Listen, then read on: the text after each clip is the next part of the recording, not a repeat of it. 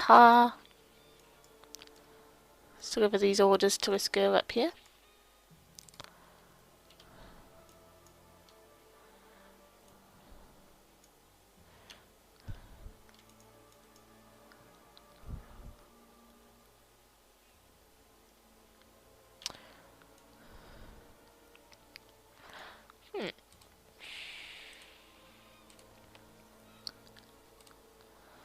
Oops, come on.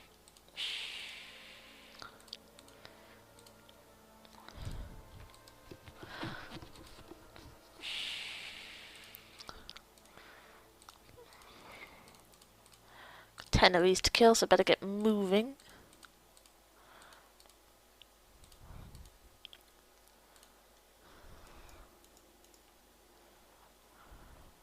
Seem to be getting a lot of moot, so I wonder if they up the drop rate on those.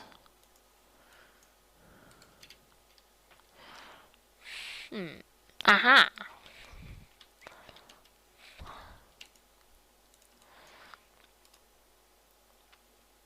Oh, you, come here.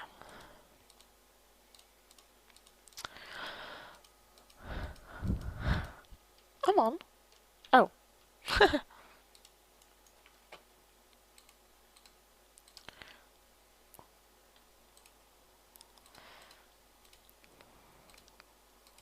I'm gonna hit a highway like a battering ram.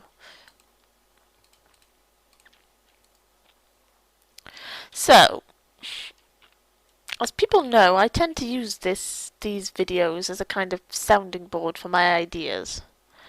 And my latest thing is, are we right, in the current world economy, are we right to label EA as the worst game in the world, as the worst company in the US, when there are so many other companies who have questionable practices that provide the essentials of living? Surely they rank as worse companies because they know that when they screw a customer over, that could be, you know, their livelihoods, their families, whether or not they can take a shower, you know, a hot shower in the morning, or have a good meal for their kids, you know, stuff like this. Are they less accountable than EA, who, let's be real here, sell luxury products? And I'll put my view on the luxury products this way. People do not need video games to survive. They're nice to have. They're, you know, we like to be treated well when we purchase them, but we don't need them. And really, buying a new one should be considered if you don't have a lot of money, buying a new one should be something you work hard to save for, and not just think you're entitled to it. So, and on top of that, the microtransactions. What's so bloody wrong with microtransactions? I still do not understand why companies are basically vilified for putting mechanics in the game for idiots with more money than sense, and making a profit off them. It could be argued. I'll give you. It could be argued they're exploiting stupidity. But beyond that, there's not really much that they could be considered thing. I think a lot of EA's problems aren't actually with EA.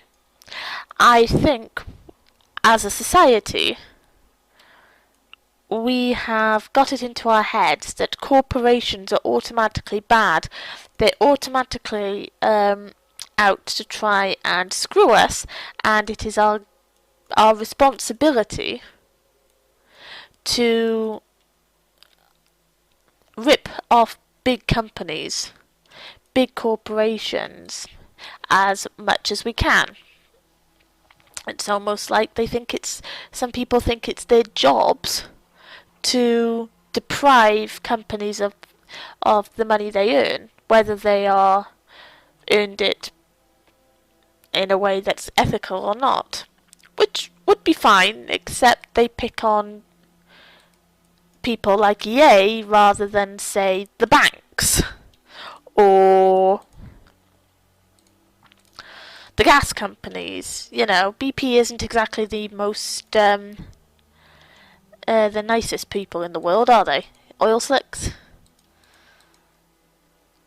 You're picking on the wrong people. Yes, EA should treat its customers well. Yes, EA should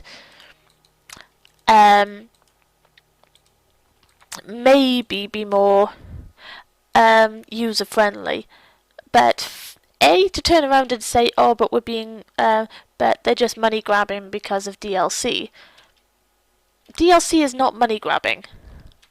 Anyone that says DLC is money grabbing, maybe you should look at your spending history over the last thing and find out how much you've spent on expansions ever since you've been playing games, because DLC are just expansions cut up into little pieces and issued a bit at a time. Anyone that says anything else is just trying to prove a point by being obtuse. DLC is no different to expansions, except you get expansions in a nice. You pay extra for a nice little box, for it to be distributed to you in the traditional manner of you going to a shop and purchasing it, which costs you more again. And then you potentially are stuck with a load of stuff you don't actually want or need. Whereas with the DLC model, you don't have to go to a store to buy it. It comes in nice, more easily to afford chunks. You know, $10.99, as little as $4 sometimes, $10. You know, come on.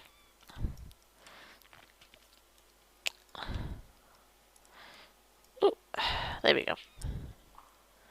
Yeah, so you get you don't get a lot. It's not charged at an exorbitant price, and it's not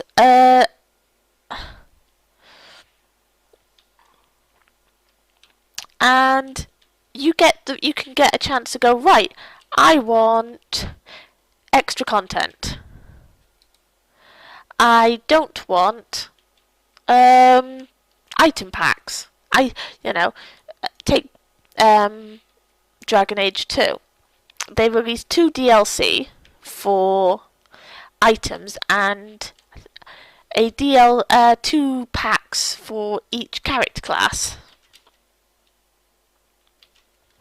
So, for example, which were basically just vanity customizable armor sets and a few extra weapons. I think I don't really know. I didn't really look much into it. I got the 2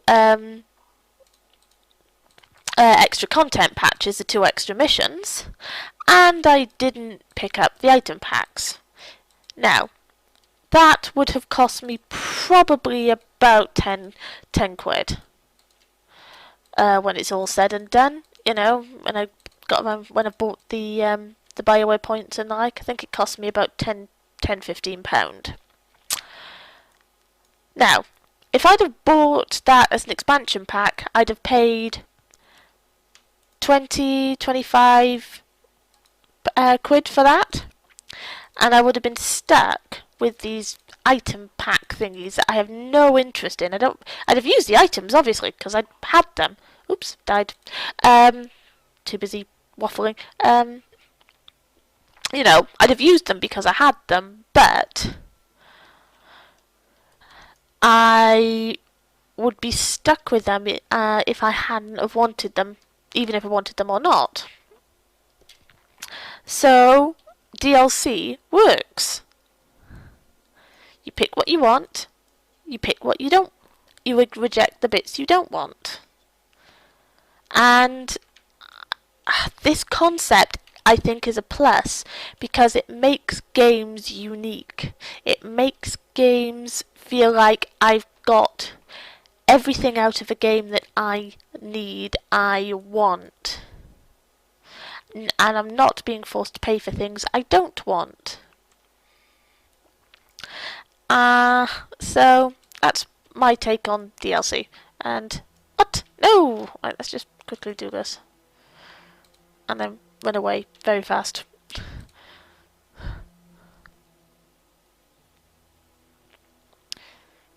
Let's just get down here and go into Shadow Meld. I'm definitely getting a bit of lag today, which isn't normal of late. But then or rather, at least when it comes to this, I have had some lag internet over the last few days. Ever since the people that provide the phone line and the people that provide the internet are having issues. Not big issues, but there was a major outage for the line providers. Oh, that's what. And that's better, definitely better than the ring I've got. Woohoo! I'm now friendly with Panchandolot. Okay, and I now have 88%. Woohoo! Yes. Oh, I want to change that ring, don't I?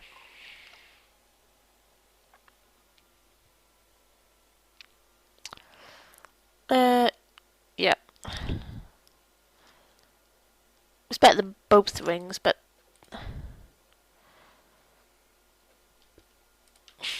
that's a definite it's better than. What was I saying? I was saying something very interesting.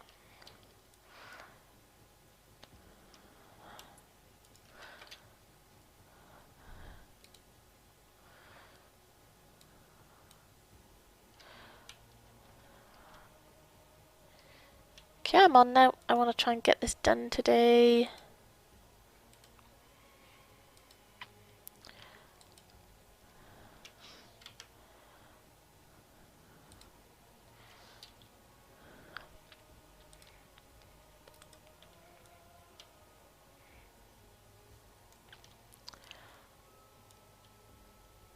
Oops, come on.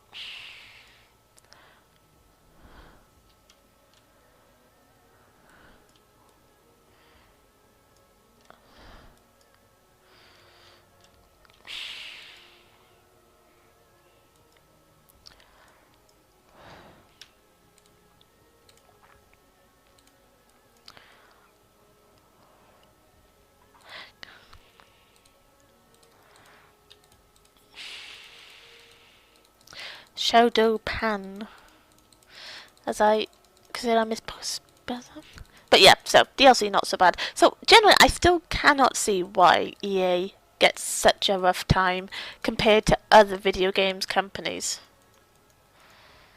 I mean, come on, they're all trying to get as much money out of us as they can. But, you know, they've got a living to make. I mean, even Mahjong, they're not, you know, I'm not saying that they're evil or anything like that. They're a very good, independent, ouch, I'm getting my ass kicked, independent company. But are they perfect? Are they... We so picked up too many of these things. I need to get away. Are they perfect? No. Are they... Would they turn around really and say, look, we have this content that we can produce. You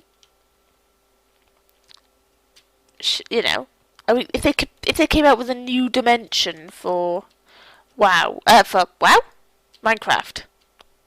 would they say, here you go, you can have it for free? Or do you think they might charge you a little bit for it?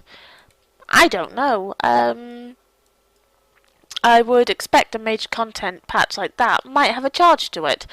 If it didn't, I think I'd start questioning Notch's business sense. Also, on that note, Notch, second most influential person in the world. Are we serious about that? Because that is ridiculous. How can someone who created a, yes, popular, but not exactly game changing in the same sense that, on a grand world scale, um, he's not a world leader that can change the course of political history. He's a guy that made a very successful, very enjoyable, video game. That's what he did. He did not change the world. He has no right to be on the most influential list.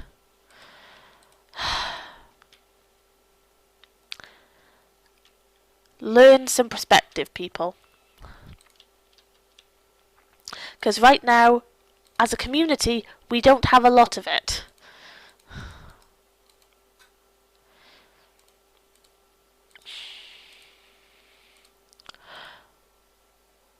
Rant over. Yes. That's my rant done.